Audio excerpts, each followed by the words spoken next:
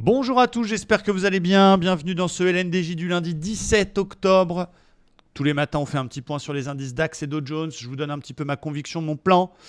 Et on est dans une semaine décisive avec les earnings qui démarrent aux États-Unis, la saison des résultats. On aura d'ailleurs Bank of America avant l'ouverture des indices américains qui donnera ses résultats. Et ça montera en puissance tout au long de la semaine. Il y a beaucoup de grosses sociétés, JP Morgan, Netflix, et puis ça montre en puissance au fur et à mesure du temps qui passe. Mais la saison des résultats est toujours un petit peu spéciale, ça crée aussi un peu de volatilité. Et au niveau du contexte macro, c'est toujours la même chose. On parle d'inflation toujours, de hausse de taux, des politiques monétaires, même si là les marchés ont acté, ça y est, les doubles hausses de taux qui devraient venir pour les indices américains. On va voir un peu ce qui va se passer cette semaine, plutôt calme. En tout cas pour la journée d'aujourd'hui, peu de grosses news. Et du côté du DAX, pour commencer, on est toujours en tendance baissière. On est sous un niveau polarité très important qui est 630. Mais on est peut-être en train de former un double bottom qui sera validé au-dessus des 690-700. Donc ça, c'est clair qu'au-dessus de 700, j'arrête de vendre et cherche des achats. Et tant qu'il est sous cette polarité, je privilégie les ventes. Sous 680-700, je cherche des ventes. Au-dessus, je cherche des achats. Donc c'est un petit peu mon point pivot à moi. En 4 heures, on fait ping-pong entre un support oblique et donc cette zone polarité. On est bloqué dans un espèce de triangle qui pour l'instant nous donne ni envie d'acheter ni envie de vendre. Et on a une petite zone intermédiaire qui tient pour le moment. Il n'y a pas vraiment de tendance en 1 heure. On a un flux neutre, même si on est au-dessus des moyennes mobiles et officiellement il est haussier. Ça ne bouge pas, c'est plat. C'est quand même assez triste. Et il y a une petite zone qui tient pour l'instant, c'est la zone 430 qui a été très travaillée, la zone 430. Regardez, quand je regarde l'histoire, ça a été un plus bas ici, ça a été un plus bas ici, ça a été plusieurs fois support ou résistance.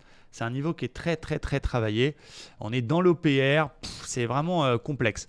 Donc, sous 700, je fais des ventes. Au-dessus de 700, je privilégie les achats. Donc, je vais surveiller deux choses sur le DAX. Première chose, c'est ma zone résistance qui a fait 2 fois résistance sur vendredi autour des 640-650. En cas de hausse et de signal, je peux travailler une vente là-dessus. Si la baisse se remet en place, que tout ça c'était que du pipi de chat, qu'on casse l'OPR, je vais attendre qu'on casse le plus bas 1 heure précédente pour essayer de vendre sous 390 avec un objectif qui est le support oblique que je vous ai montré tout à l'heure. Donc je n'achète rien, j'achèterai qu'au-dessus de 700. Je peux shorter, un petit peu compliqué si on rebondit sur et qu'on fait un beau signal, cette zone ici. Je peux shorter la cassure d'OPR confirmée sur la cassure du plus bas précédent. Voilà pour moi.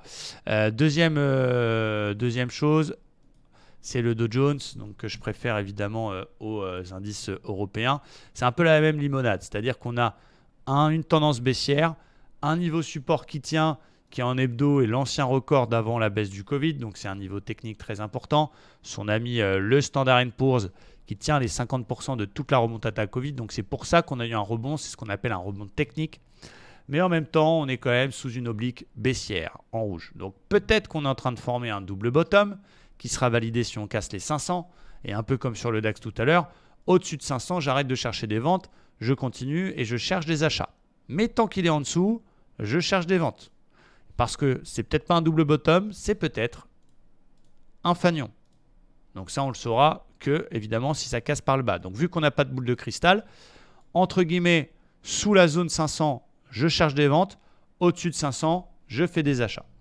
Donc mon plan, sachant qu'en 4 heures, il ne se passe pas grand-chose. On est juste venu cette nuit chercher le précédent plus haut qui a tenu. On va attendre que il se passe quelque chose. Je ferai peut-être une vente sur l'oblique si jamais on vient la chercher. Admettons, ça rebondit d'ici l'ouverture américaine et là-dedans on a un signal, ça peut se tenter. Si on repasse sous la zone des 650, donc si on recasse le plus bas 1 heure précédent, par exemple avec une petite cassure d'OPR, un truc comme ça, et là je peux tenter une vente. Et bien évidemment le 61,8 de tout le rebond du plus bas de jeudi jusqu'au plus haut de vendredi. Donc si jamais on pète par le bas les 350, je vends jusqu'au 100%. Seule petite zone qui peut m'aider à faire un petit achat contre tendance, c'est s'il vient chercher cette zone-là qui tient et qu'on a un beau signal. Un double bottom 15 minutes, une bulle à pesanteur, un truc comme ça. Donc, je récapitule. Plutôt des ventes sous 500, plutôt des achats au-dessus de 500, avec une vente sur l'oblique si jamais on vient la chercher et que ça ne passe pas et qu'on a un signal. Une vente si le 61,8 casse, ça c'est un petit peu plus safe. Plus dangereux, un petit achat dans la zone des 680 sur signal 5 étoiles. Mais si on casse le plus bas et qu'en plus on a par exemple une cassure d'OPR, eh bien on pourra aussi tenter une petite vente. Voilà, ça va être ping-pong. Soyez extrêmement prudents. La semaine dernière, j'ai fait que 8 trades sur les indices. Ça fait moins de 2 trades en moyenne par jour.